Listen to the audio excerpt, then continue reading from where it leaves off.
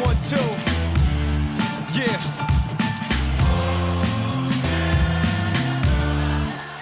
Yeah.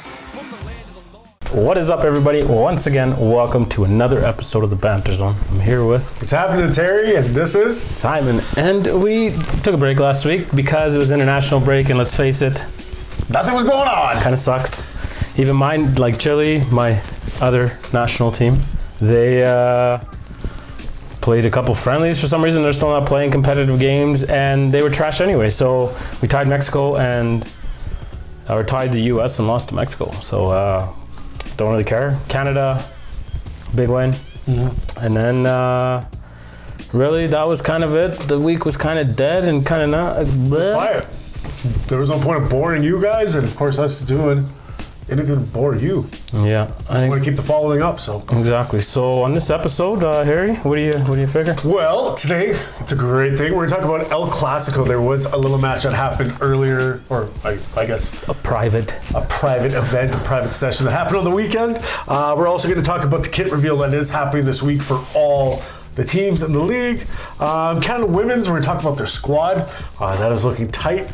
Premier Champions League. We'll get into some Bundesliga with Dylan. And then we're going to talk about keeper down in Valor. Some cool things that happened there. And then we're going to finish off our predictions here from the attacking side of the squads in the CPL. So a full show, lots to talk about. Let's get her started. Might as well, let's get right on it. So this weekend, El Classico, closed door event. We did a little highlight reel. Yep. Whether we were allowed to or not, I don't know. Come on, it was a private event. It was a private event, and it was a preseason. It was, I don't know if it was unsanctioned or whatever, but it was a great kind of precursor to what is going to happen. Yeah, what to expect, especially with the season. Yeah. So I don't know what else to say, but you think about an Edmonton Calgary Edmonton rivalry. Doesn't matter what sport it is. It could be footy, which is about to happen. Canadian football. You're going to talk about hockey. It's a chippy thing, and it was great. Yeah, it's weird. Like the rivalries, I guess maybe because we're in such close vicinity that rivalry was always has always been there, and then you see it now on the soccer side, and it definitely relayed on the field within the players. And a lot of them, like you see some guys that don't really know each other, guys that are virtually unknown to a lot of us because we've seen them in highlight reel videos, and some of them, that we've seen close hand, but for the majority, we don't really know them. So, in my eyes, I like that. The precursor and like the physicality behind it, and then the guys trying to find their feet.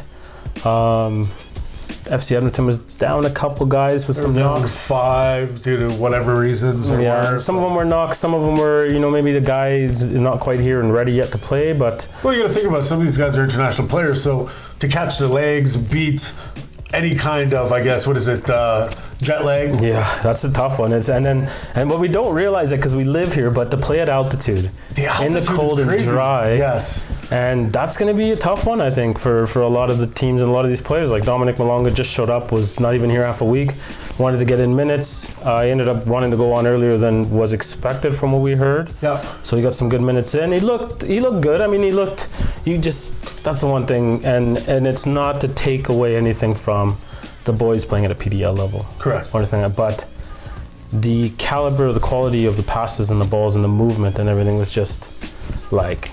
It was great. It was good to see. Turn that knob, just kind of cranked it up a little bit. Well, it's funny because we were at that game. And I know previously it was at the office, but we were talking about a little bit of MLS highlights that did come across. I know I caught a little bit that day. You did as well. And then watching just that quick friendly, it was a big difference. And does it make me like? And this is it that I'm that biased on my opinion on not liking the MLS that makes me see that? So then I got my wife to. I'm like, watch, count how many times they make 3 passes in an MLS game. It was the TFC, not the TFC game. I can't remember who was playing again now. Don't worry about it. It's not important. Irrelevant. Just scrambly and balls going off for shins, and like it was just not that it happens all the time, obviously, but I like in tight spaces. I like guys that can actually play with the ball at their feet. Correct. Guys Which that we have did a bit of see. skill, and we saw that out of Calgary, out of FC Edmonton. FC Edmonton with some youngsters. Showed a lot of quality. The youngest guy on the field was 15 years old. He is last name Brathwaite. I can't remember his first name, but he is a U17 Canada Plays on UC. He's a big boy too. He kind of makes me look, not that that's hard to make me look small, but he's for 15 years old. Doesn't. He's 15, all right. He shouldn't be that much bigger than me already. Yeah, I don't know. Your thoughts, your takeaways on the El Clasico. It was nice that we both got to sit there, and thanks to Dylan for filming most of it. Yeah, thank you very much. We actually got to watch it and kind of see where the players were sitting, and it was just great to see. Yeah, well, it's kind of some takeaways I definitely did, brought into myself after watching that was how chippy these games are. Not, going back to it, realizing that it is two Alberta teams, so the rivalry is already there. That we did see, I don't want to use the word hatred, but we did see, what's the word I'm looking for? We saw a push from both sides, and we saw the emotion, like the raw emotion from these players coming out, which was crazy. But the passes were great. The goals were good. Don't get me wrong, will there be more finesse in the games for days to come? Yeah. But from what I saw right there and then, not knowing that both sides didn't have the full squads, were missing players due to any other kind of incidents. But besides that, my takeaway was it was good to see it. It was good to look back at one point and actually see people in the stands. Again, it was played at St., so there was a lot of people at St. watching, but at the same time, there were parents there. We ran into a couple. We talked to a couple of them. But it's good to see. Told us that the Bundesliga was too short sometimes, but we'll give that to Dylan. Yeah. But yeah, no, it was good. It was a good takeaway. I'm glad that we were able to experience that. Yeah, I mean, and on that same note, it ended up, it's a couple cards. Son Young-chan ended up with a red card on 2 yellows. Nothing overly malicious. They were just... I don't think it should have been a red card. No, I think it was the lips that were like. Yeah, it was hard to hear, but you could see. I mean, there was a lot of chatter too. Like, some of the guys just trying to get at each other, but it was overall great to see, and just tease up the first El Clasicos in May. So middle of May or closer to the end of May there. So fantastic to see. We did talk to a couple players, was there? One player or 2 players? And we tried to get a couple players, but it was starting to get a little breezy, and they all ducked inside to go shower. Calgary with the win, they were going out for a nice team dinner. Yeah. So we were able to catch Ajay Cabra. We'll be putting that interview up. Probably in the next couple days or so, we'll be releasing that one. Short, simple, easy, but... Yeah. But yeah, everybody was impressed. Everyone was happy, and you just see the best part, I don't know, I would say to stay really on the El Clasico. But the best part of what I like most is just being able to see some guys that hadn't really gotten a chance to be anywhere. Local guys, Calgarians, Edmontonians, guys that just didn't get their shot to go anywhere or to go overseas or just didn't have it to do it. Or even watching players that did have the opportunity to go overseas or, stay local within Canada. It doesn't matter if it's playing for MLS or another team. So, yeah, it's just great to see that Canadian players coming out of the woodworks and like, we got some pretty talented ballers in Canada. Yeah, so we do. Respect to all the Canadian boys showing their worth against these internationals. And some of them, maybe some of them haven't played in a couple of years, but some of them have played in high levels and top levels. And our Canadian boys are going shoulder to shoulder, toe to toe with these boys. So, well, depending on who you're talking about, if you're talking about the captain of the game for Calgary that day, which was Nick Ledgerwood, he was up there talking to some of the guys straight in the face, and you're talking shoulder to shoulder. Oh no, their shoulders are up here. And next time he's out here, but it was funny just watching Nick. I love Gramps. Gramps was awesome. Like he was very vocal that day. Kareem Moses, big boy for center back for Edmonton. He's gonna be. That was your pick for there was a reason. I know I saw it. You just see him. He's just gonna be tough to get around. He's a wall. But Nick, didn't faze him. He was right in there, chirping, talking. He looked at home. It was good. It was good to see. It was awesome. But the next thing, I guess we've all like chomping at the bit, waiting for something to happen. So the El Clasico gave us like a glimpse, and like at least kind of just to shut us up for like a couple days, and then thank the soccer gods that at least we get some more news out of the CPL. Kit reveal, yeah. So April 4th, finally dates have been set. Thursday, be ready for it. So it looks like everything is going to be done kind of behind like closed doors. I don't know if it's a fashion show I heard or what it was going to be, but they're going to release 14 original kits, club apparel. Maybe some of the boys running on the catwalk maybe. But everything's gonna be done through the Center Circle app, so the hub for the CPL. Two questions for you. Who do you believe is going to have the nicest looking, flashiest kits? What team do you believe that? Wait, nicest looking or flashy could be two. Okay, let's go. Different Best things. looking kit. Best looking kit. Best looking kit. I'm not even gonna blink twice at this one, and I'm gonna say Pacific. I just have a feeling that Pacific is gonna, just the way they are. Look at their store. Look at the apparel. I gotta say Pacific's probably gonna have the best. And let's go to Plain Jane. Who do you believe is gonna have the most Plain Jane? Valor. You think so? I think Valor's gonna be the plainest. I disagree. I know who you're gonna pick. Who? Calgary. Oh, actually, Edmonton. Yeah, Edmonton, that was kind of close, but I feel like, I don't know, maybe it's because of the maroon colors. I find the maroon not my favorite color for kits. That one's purple, my Scunthorpe United kit. Barney just give you like, Yeah. scare the crap out of you when you were a child? Just give you the I nightmares? don't like purple. But yeah, I don't know. Yeah, I would say Pacific for top, and then bottom, I'd have to go Valor. What about you? Number one. Just hating on the East Coast, I see. Not at all. Anyways. I just think Winnipeg's is going to be blah.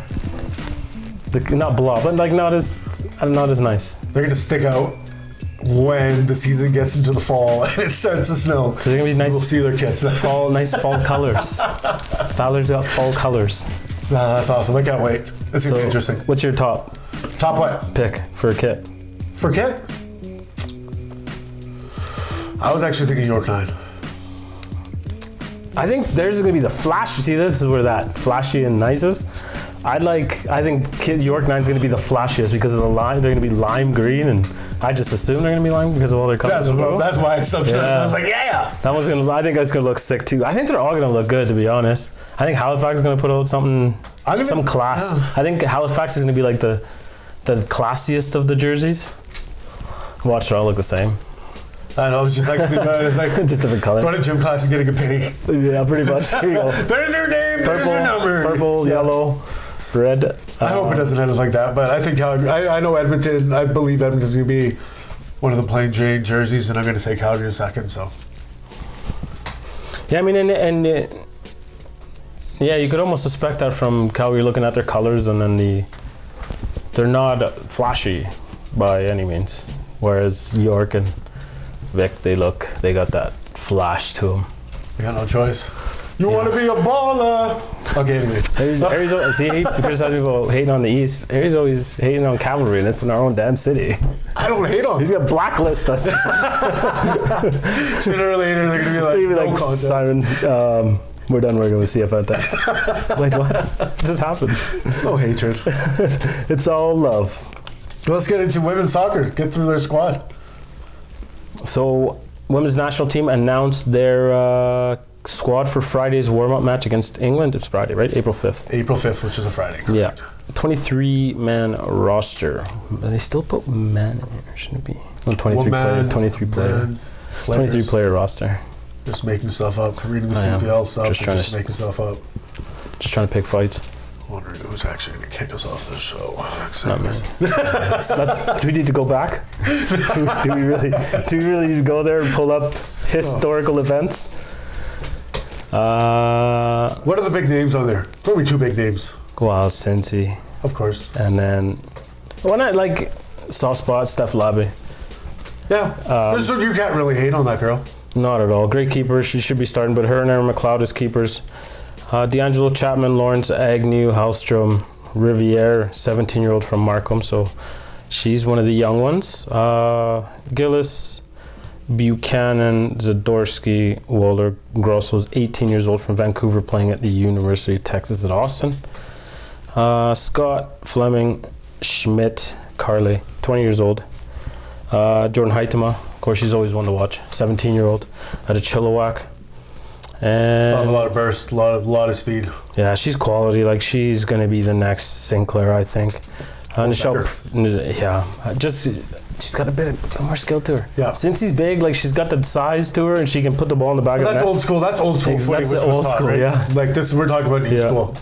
It's almost like the same as you compare the men. And like, the old school English was like a little bit bigger, a little bit tougher, Stocky. Yeah. And she's just a workhorse like that too. Since Fit. What else you to say? yeah, right? Heitema's just like, she has a bit of quality in her feet.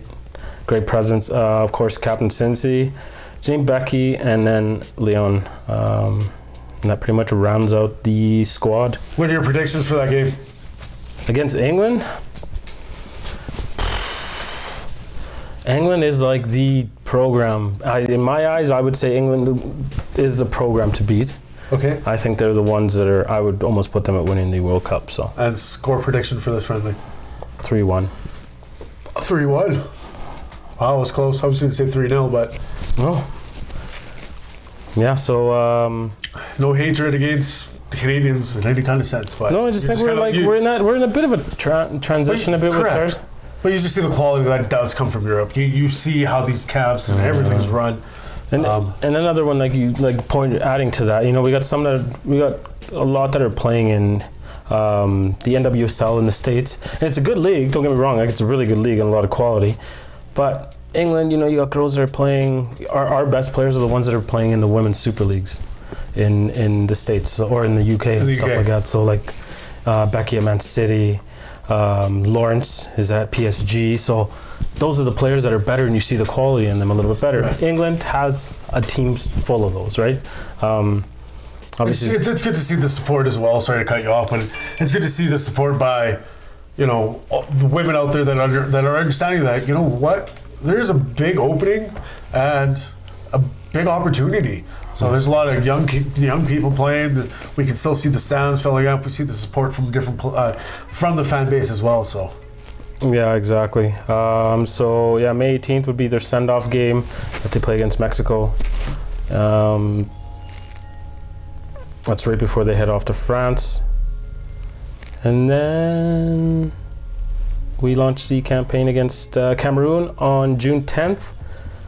And the second one is New Zealand. That's also June 15th. And then Netherlands on June 20th. Perfect. So that's pretty much a lot going on for that. It's going to be good. Lots of good coverage is going to happen with the Women's World Cup. The one thing, did you see with the women's, that there's a company, Cliff Bar. Yes. And they have another subsidiary of it. That company decided to throw money at the U.S. women's national team. They were getting undercut, obviously, making $30,000 a piece or something. I can't remember what the salary was. But the issue, these guys stepped up and said, you know what? Well, the women deserve better and they deserve more money. So we're gonna cut your check for $700K. An extra $30K for each player. I think that's class. That is class. You think about it and you see the support. That's huge. Nike, Adidas stepped up and said they're matching the men's for sponsorships for the women's soccer, which is strategic, obviously, because coming into the World Cup. So for them as a marketing stand, it does make sense for them to do it now. But as long as they maintain it, which is the biggest thing, right? I agree. There's no disagreements on that. But that's really the wrap on the women's. So best of luck, ladies, leading into the World Cup. Obviously, we're going to be doing some shows and talking about them. Good luck. If you have any input on them, please drop it down below. Yeah, let us know what you think. I guess on the local front, maybe the women's Foothills UWS. So they're about to kick off their campaign in the end of May. We'll get more into that as May comes around. Men's Foothills are about to start dropping the rosters and the squads, and it looks like the teams have been formed. Now waiting to hear on who's actually inked those deals. Might we see some guys that were playing up in the cavalry going to play for that U23 squad? I think you will. I think so too. There's some guys in there that I expect to make that move, and some guys that I didn't expect that will be there. But either way, Foothills should have another quality squad, I think, this year. Obviously, the loss of Nick Ledgerwood and those guys moving up is massive, but now we see. So USL League 2 is always a tough league in the Northwest, playing against Timbers and Sounders and those guys. So keep massive. Supporting local, that's all I got to say. Yeah. Get out there, understand what's going on. We'll keep you in the loop. Yeah. AMSL, we're going to be working hopefully with doing some stuff with them as well. The Alberta Major. And that kicks off in May, so stay tuned for more info, more news on that as well. And on the local front, that pretty much covers it up. That's cool with me. What else we got? We got what? Some Premier League. We got some Champions, Bundesliga. Yeah. Well, what do you want to jump into? You want to do Premier League? And here I'm going to hit you with a question because we talked about it a couple times. Okay, I'm ready for it then. Ole Gunnar Solskjaer Yeah, locks in his deal. correct. 3 years. Correct. What do you think? Amazing. Ole's at the wheel. Were you expecting something different to come out of my mouth for that? Yeah, because you were like, no, he wasn't going to get it. Well, You said like a year short. I said minimum 2. Just the 3 years is good because I'm not saying in 3 years they're going to let him go, but they do have that opportunity after first season, second season, things are going the way they want. They do have that ability to actually buy out that contract and say, see you later. Yeah. But I don't think that's something to worry about. I believe this is a building block for Manchester United, and it's just going to put them on a different, I guess, move them up in the table next season. Yeah, you'd think that now that they were going to maybe, with Mourinho, they didn't really give him a whole lot of freedom to go and buy players. So you'd hope that they're going to, obviously, you just But Mourinho was a anticipate. doofus, so Yeah, he what does kind it of even was, matter? right? And he just, the style didn't work. It just didn't look good. So, Clothing style, his player style. yeah, it's boring. It is boring. It was boring. It was boring. Like, park the bus football is boring, and that's not Man United's football, and that's why it didn't work in the academy. No. Academy's been training one way for how many decades? And all of a Now you sudden wanna you change it? implement it? No, it's not going to work. So bringing in Ole, knows everything, brought McFarlane back in. Obviously, you see the quality, and we don't need to talk about that anymore. Tied for 4th place. Tottenham's ahead of us on goal differential. 61 points there, tied. Liverpool's ahead right now by a couple points, but City does have a game in hand. I don't want to say, but I hope Liverpool stays on top of that. I don't know why you want Liverpool. As a Because United, I'm done with Man City. There's nobody else under those top 2 teams that will make it to the top. yeah, two. but I'd rather watch like Watford win the league over like Liverpool. Where we are sitting now, I'm talking about. I don't want Liverpool to win. Who else is going to get on that This is table? Who why. else is going to go? Who else can? Nobody. move into It's that? just City. Okay, so we got either Man City or we got Liverpool. So it's one or the other. it's 2 teams that are rivals. One of them has been a rival for way longer because it's been more relevant. City was always second division, but City's still second. No, they're like last in my heart. But anyway, sorry. yeah, but they're still got a game in Correct. hand and they're down. So if they win, they're finished. So what you're first. saying, you want Man City to win?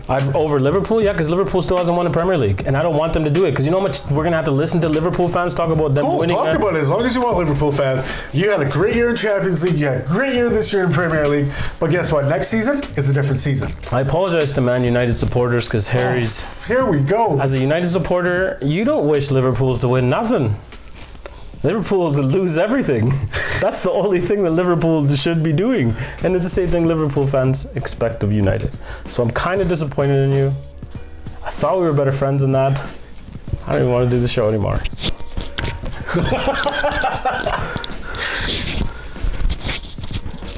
I disagree still. I do not want to see Man City win another one. Of course, I'd rather not. I'd rather not see them win it. But I'd rather see that. If it was like for me, the 2 evils. City's on a high, they're probably going to win it. I'd rather not see Liverpool just so they can shut up. And then next year, hopefully, we'll have a better team and finish above Liverpool. And we can still laugh at them about not winning the Premier League. But that'd be the best thing. Or whatever. Okay, done with this That's conversation. Done with this conversation. If I get upset. Don't know what to talk. Don't even want to talk about it anymore. Oh, let's get more upset then, because United played Wolves today. That was great. Yeah, they just skidded by last week if you didn't watch that game. Yeah. They didn't deserve to win, but we did. And again this week, we deserved. And we got what we deserved this time. Red card and a loss, 2-1. So horrible. It was, just not looking good. It just didn't look good today, the game. Yeah, Wolves got our numbers, though. Yeah, no, it's like they've been our kryptonite this year for some reason. So we beat them, but they should have beat us. They beat us already once. Yeah. And then now again. So fantastic. Thanks, Wolves, once again for pooping on our party. Yeah, no doubt. We just want to get in the Champions League. That's it. We don't want anything. We just want Champions League again. Jesus. Well, since we're talking about Champions League, let's get into it then. Obviously, everyone remembers what happened last week, and we'll keep remembering that one night in Paris.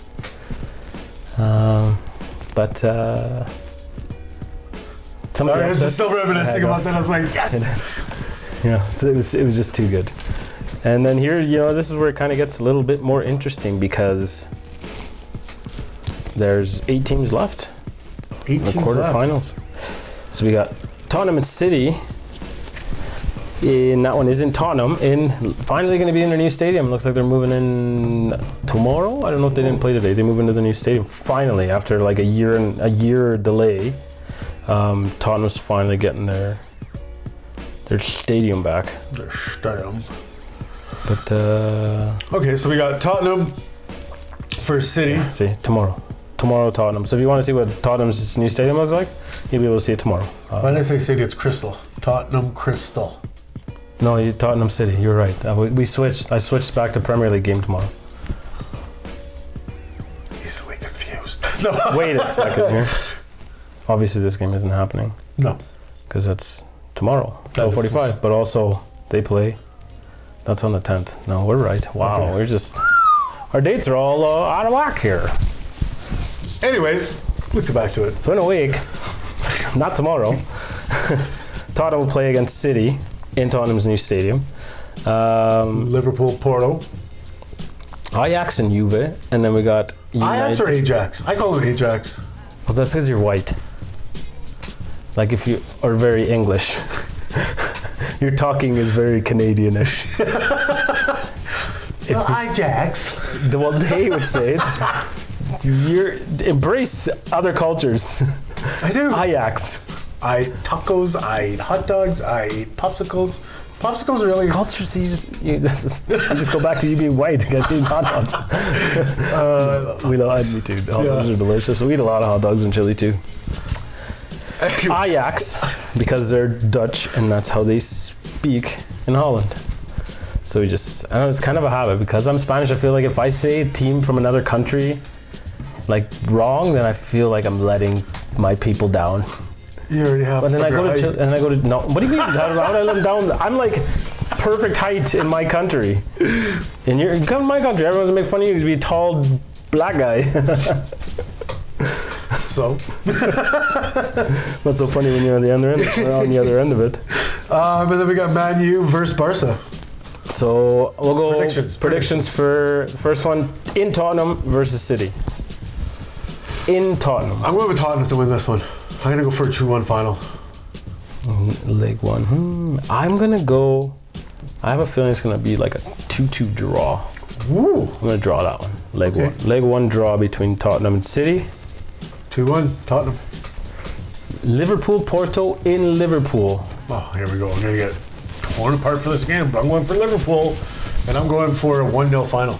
As much as you think this might be a lot more goals, I'm going with 1-0. 1-0, hey, that's it. I'm going to go, I think 3-0, Liverpool. I just think that Liverpool is going to walk through Porto in their own. And that's what everybody's expecting, is for Liverpool to walk through Porto, and Liverpool's going to be caught flat-footed. Because it's not only their fans, it's also their players that are also going to get that in the back of their mind. We'll see. So Harry says 1-0 Liverpool. I got 3-0. So let's see how wrong both of us are going to be. Juventus versus Ajax. Juventus versus Ajax. That's the Juve game. We all know this is a Juve win. There's no way. It's in Ajax. You know what? I'm going to give them the benefit of the doubt here, and I'm going to say they're going to pull one out, and it's going to be a 1-1 draw. I try to pull one out, and I'm going to go with, 2-0 final, Juventus. 2-0 Juve. 2-0 Juve, 1-1, because I don't know, my prediction, just because they're in Ajax and the young guys are going to get a bit of momentum and steam and give it to them. Man U Barca, answer this. Don't think. 1-0 United. What? At home. Second leg is going to be a way different game. That's going to be 3-0 Barca. I'm going 2-0 Barca over Man U. In leg one. I wouldn't be would not be surprised by it. I'm just trying to be a little bit optimistic here and say that Supposedly I'm never the optimistic guy for any team out there. there's not our own, just everybody else's. You love Liverpool apparently, so somebody get Harry a Liverpool jersey. Read this, eh? Yeah, you like that one, right? Yeah, I get it. Okay, let's get off of this. Yeah, no, we're like we're never gonna. I got a better idea. We're gonna continue this discussion. We're gonna send it over to Dylan. Dylan, take her over.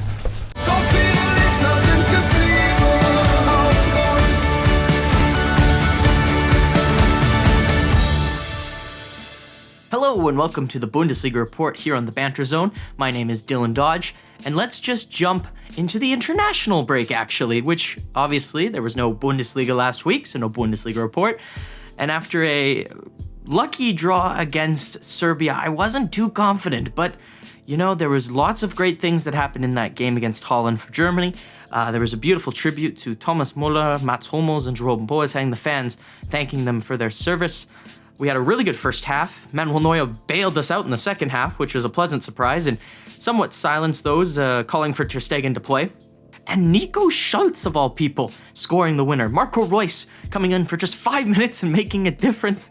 What?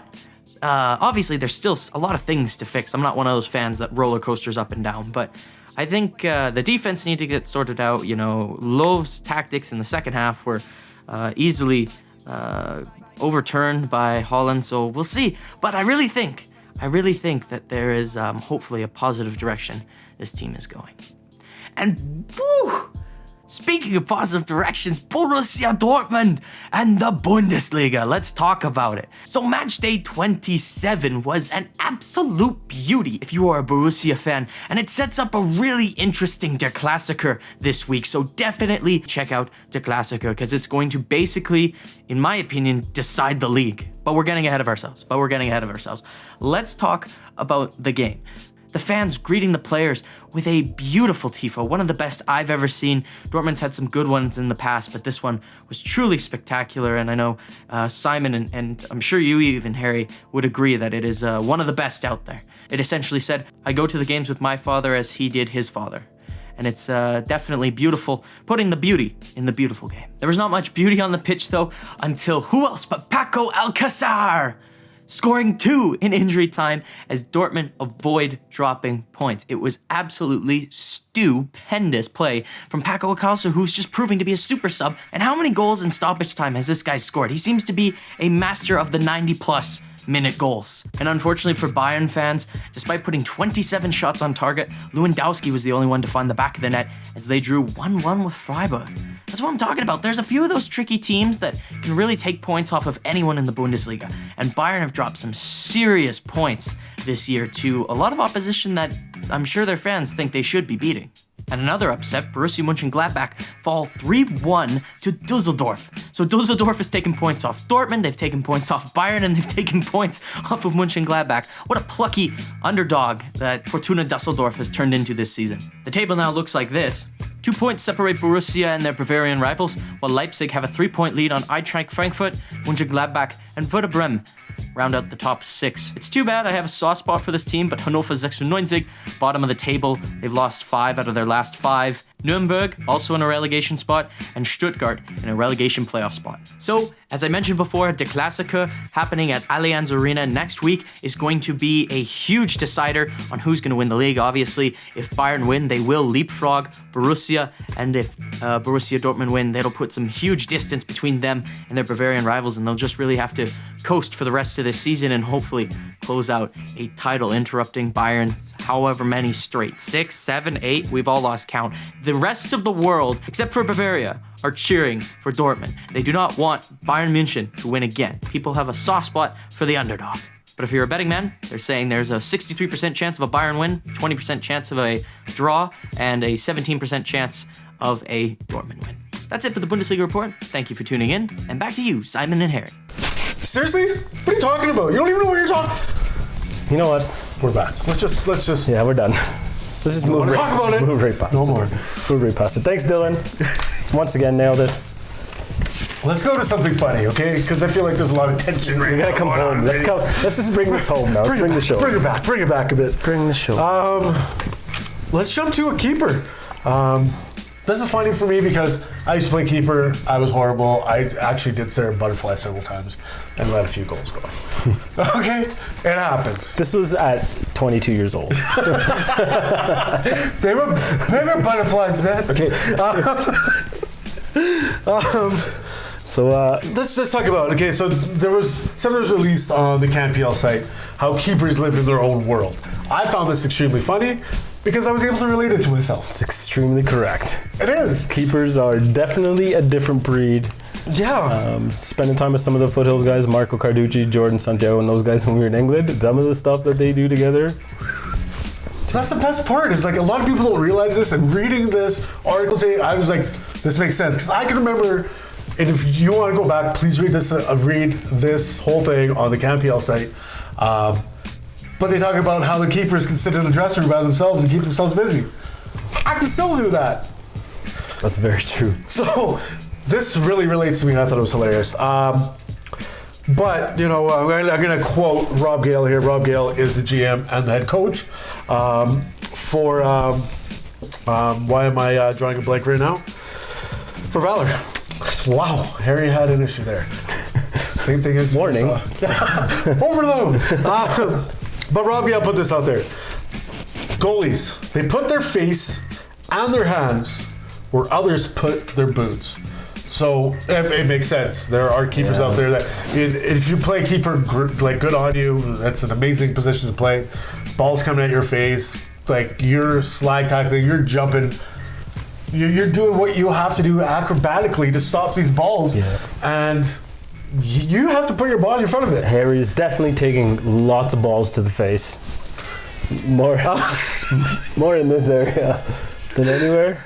But like in any sport, whether you're a hockey goalie or soccer, whatever, you gotta be a little crazy. Imagine hockey, like you got pucks coming at you at 100 miles an hour, coming right for your head sometimes. Soccer balls, they hurt, man. Especially a little bit of cold weather.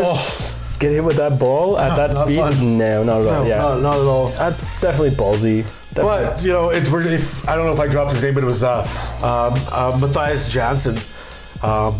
Who is the keeper there, and he did make a comment back, and he did say, I always heard about it, but never understood.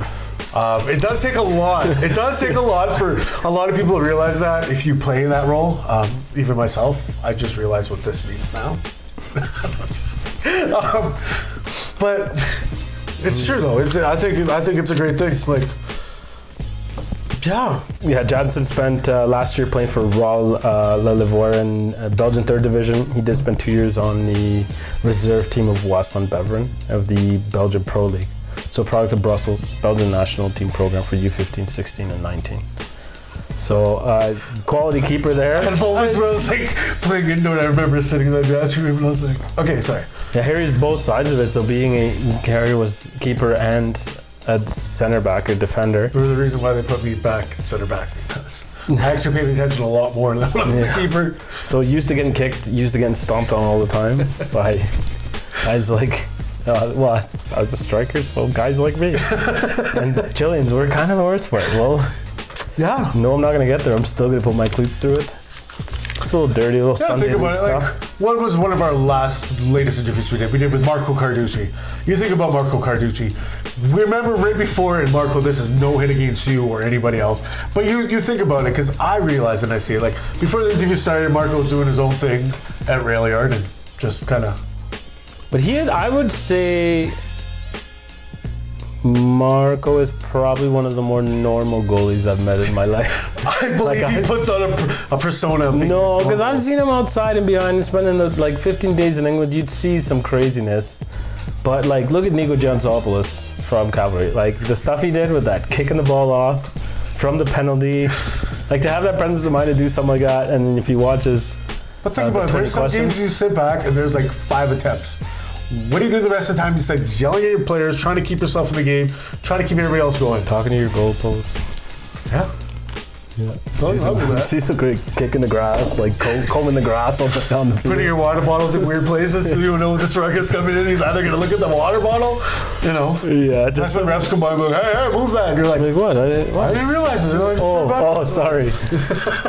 Delay in the game on purpose, jerks. But yeah, Rivers are crazy, different breed. You want anything else to add about that? No, I think we covered everything on the level of the. What do you think about it? Should we just jump into the projections now? This is a long part of almost every episode that we go through. Yeah. If you watched a few episodes back, we did go through the defending side of stuff. Yeah. So CANPL.ca, in case you're unaware of it, they released their top 5 players in each position on the field. We already went The kind of 5 in the backfield, or 5 or 6 in the backfield, however that many that was. 5, Six, 6, five. because keep it 4, 5. 5 and 5 in the front, yeah. So that's 10 players. Yeah. Duh, easy math, right? Wait a second. I'm missing a player. No. So 10 positions. So we covered the first 5. Let's jump into the... Well, we'll start at the, so we'll go from the center midfielders. Is that where you're at? Center, or are you attacking mid? I was going to go attacking mid, but Okay, if you want let's go attacking. let's go center. Let's go center. Let's do center. Okay, so center midfielders, here's their predictions. So I'll list them off, what they thought, and then I'm just going to hit Harry with it, and he can predict. Julian Busher from Calgary FC, Michael Petrasso from Valor FC, Kodai Lida from Halifax Wanderers, Dylan Carrero from Valor FC, and Manny Apertura from York 9. I'm going with Dylan Carrera. I believe I've talked about this player several times in past shows. I'm definitely going to stick to my guns with this guy.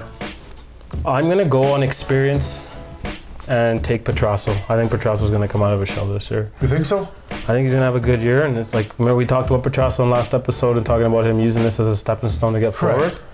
He's had a lot of appearances, but he hasn't... Yeah, he hasn't really pushed it. I just feel like this is his... This is now now. break out of the shell. This is his time. I think Julian Busher will show well as well, but I don't think he's quite... I don't know, he has a little bit of a knock. He's had lingering a little bit from Calgary FC, but I'm going to go Petrasso. Yep. I'm cool with that. I'm sticking with Dylan. Dylan Carrero from Valor FC, so good selections. Quality, both of them, obviously. All these guys are quality. And here, let's go into the attacking midfielder side of things. So we got Kyle Becker from Forge FC, Josip Galubar from Valor FC, Dylan Sacramento, also from Valor FC, Sergio Camargo from Cavs, and Tristan Borges from Forge FC. Who do you got? I'm going to geek out a little bit here. You ready for this? Oh, God. For my attacking mid, I'm going for a 28-year-old Kyle Becker. Why, you ask? Well, he plays for Forge. He's playing in Ontario. He's born and raised Ontario boy. He is from Oakville. I am sticking with this guy. Just kind of finish off and round up my geeking, if you're okay with this. I'm just going to keep going. I don't care what you got to say. He played for Toronto FC, made 29 appearances. Third overall in 2013 MLS Super Draft. I actually didn't even realize that or remember that until today when I'm going through it. And I'm like, there's something that I'm missing about this guy. But third overall in 2013 MLS Super Draft. Played 21 games for the Montreal Impact. Played for San Fran, North Carolina. North Carolina. A little extra syllables in there. Yeah. Played for Canada U23, 4 appearances. Canada in 2013 for 18. Obviously a solid pick. Becker's going to come in. I think he's going to be quality.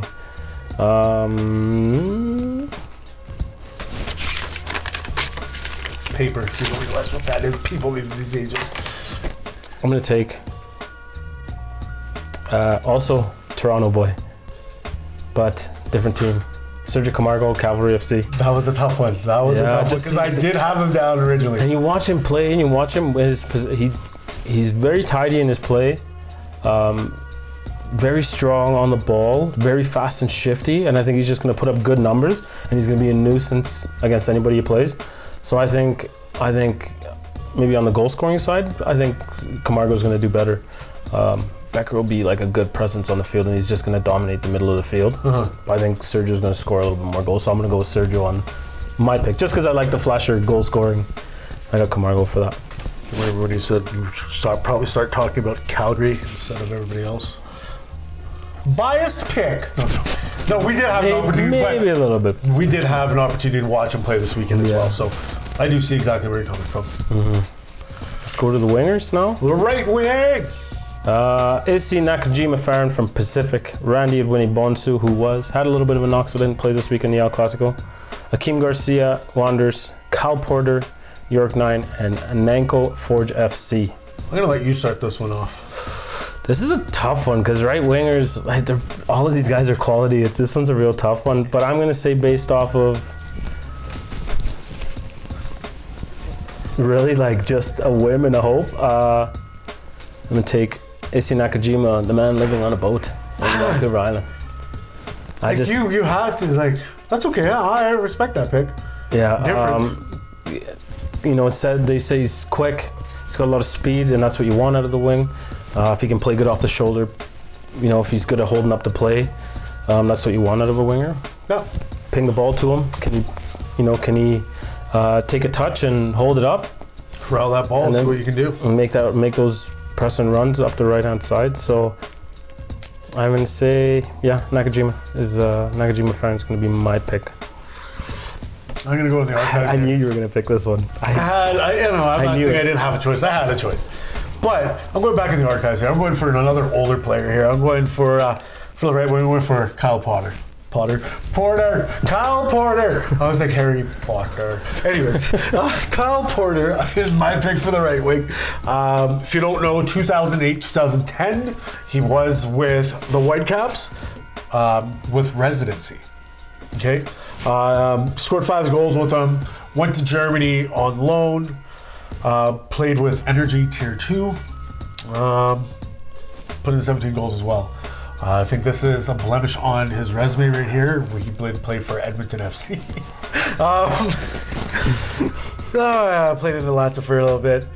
Biggest things, I think his biggest achievements, not only playing and watching his resume grow, but Canada side of stuff. U17, 6 goals. U20s, 4 goals, and 7 goals in 2017 with Team Canada. So very impressive resume once again, but Kyle Porter, my pick. That's a solid pick. Porter's another guy that's just going to be quality, and he's a kind of a proven talent. Solid pick. Nanko would have been a solid pick as well, just a little bit younger. It's tough. Garcia Young as well. And that's what I was looking at. Trinidad and Tobago. That's the thing I was looking at. I was like, look at the older players, look at the younger players. But when you're playing the wing, you do definitely want to be a lot more seasoned in a way where you are going to expecting balls that should be coming to the right places, but be able to change your footing to make sure that you're able to get that ball that might not be coming to the right place, right? Exactly right. This all tough decisions and tough picks, but I'm definitely biased on this next pick. Really, hey? Yeah. Let's see where this comes from. So left wingers now, top 5. We got Ryan Telfer, York, Juan Diego Gutierrez at Wanderers. We got David Chinyor at Forge, Ben Fisk Pacific, and Emery Welshman, Forge FC. This one's a damn tough one for me. I could almost take 3 guys on this. I'm just going to screw up a little bit here, even though I have my notes. Are we even in the right place? Where am I looking at? Are we talking about left wingers right now? Yeah. Huh. Hit it up. I got my guy. I wrote it down. I'm going to go with, I think Emery Welshman is going to do, I don't know. That's a tough one. Welshman. Or, you know where you're at? Yeah, of course I do. Okay, I'll let you go, because this one, I'm still torn between a couple of the guys, but I'll let you take this one. Okay, this one's a little bit different. This one's, honestly, I picked this player out of far left field. I don't know why I took him. I do know why I picked this guy. But I am going for Juan Diego Gutierrez. Yes, I think I said it right.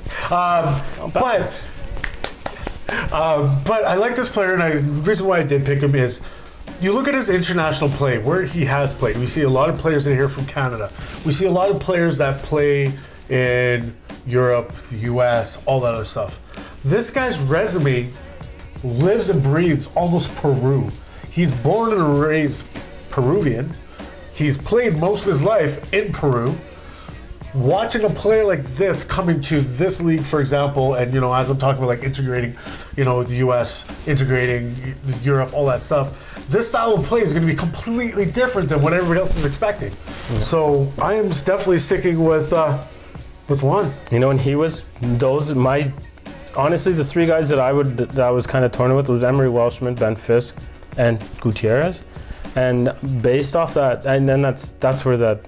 To me, he's a little bit more of an unknown, but having the caliber to have played in a country like that, played Peru and he's going to be quality. Like, don't get me wrong, he's played in Germany, he's played in Switzerland, but at the same time, his biggest, as I said, going back to it, the biggest part of his resume is playing in Peru. I'm going to agree with you on that one. I'm going to take the same one. Diego Gutierrez. Juan Boom! Gutierrez, he's quality. You should put like a clock or whatever they call up here, like a counter every time you say it right. Or every time we see there's Or agree this is upon like something. in 1 year, this is like the third time we've agreed on something. I think that was the first time I've said he's right. But you look On at camera. it. On camera. Anything else you want to add to him? No, yeah, like you said, quality out of Peruvian. He's gonna have solid left foot for crossing in. Obviously, his touch is gonna be good, so he's gonna be expecting some balls up. It's gonna be soft. I feel it. Yeah, he's gonna have if great you watch touch. a little bit, it's soft touch, and I like that. Yeah, you like that. That South American is gonna bring that bit of finesse that we need to see in the game, because that's what makes the game beautiful, really. Let's go over to strikers here. It's my favorite position. Wow, you're just like jumping back and forth. Okay, just the way you took your notes, man. Top 5 strikers selected by the CANWNT.ca. Marcus Haber, Pacific. Tomi Amiobi, FC Edmonton. Michael Cox, York 9. Jordan Brown, Cavalry. Luis Alberto Perea from Wanderers. Dan, give me the floor. I believe I saw this guy play on the weekend, Jordan Brown. If you have not seen Jordan Brown play, I'm telling you now, find clips, watch this guy. He is a beast. Born and raised English boy. He's only 22 years old. He's got a lot to grow. There's so much more for this kid to learn, but there's so much this child, and I can say that because I'm older than he is, has learned throughout his career playing. Honestly, I got goosebumps right now talking about this guy. But I know he came to the Calgary for, hit that refresh button. He needed to figure out exactly where he was. He knows he has the talent, and that's why I'm choosing him. But he needed to hit reset and kind of refresh everything and build his career from here. He knows he needs to have a stellar season here in Calgary, and I guarantee he's going to move somewhere next year. But this is a player to watch out for. He's my striker to pick. Yeah, I mean, Hanover too. He was in Czechoslovakia. He played Bundesliga reserve system, but West Ham Academy product. So good English boy, solid nuisance, grabbing Kareem which is amazing. Legs. I didn't know. I thought he was a little older than 22, to be honest. But who's your pick?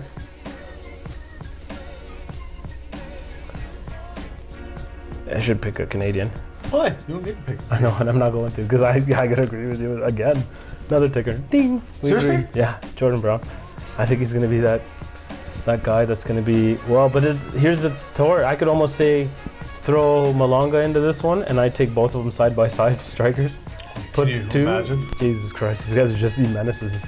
Both big boys. So I could almost say I'm gonna go with, I think the two front guys to watch are going to be the two cavalry guys. They're going to be monsters. Tomi Amiobi is going to be quality, but he hasn't been in a bit, and he's getting up there in age, so he's got something to prove, I think, 30 years old.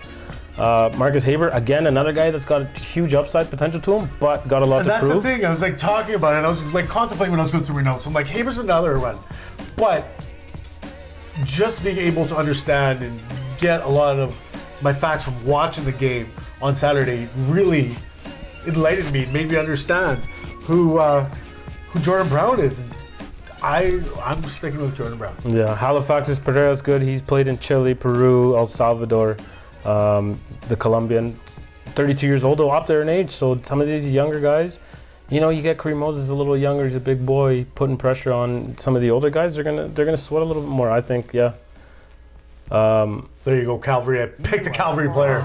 That's. I think that's the first time. No, it's not. But Cavalry.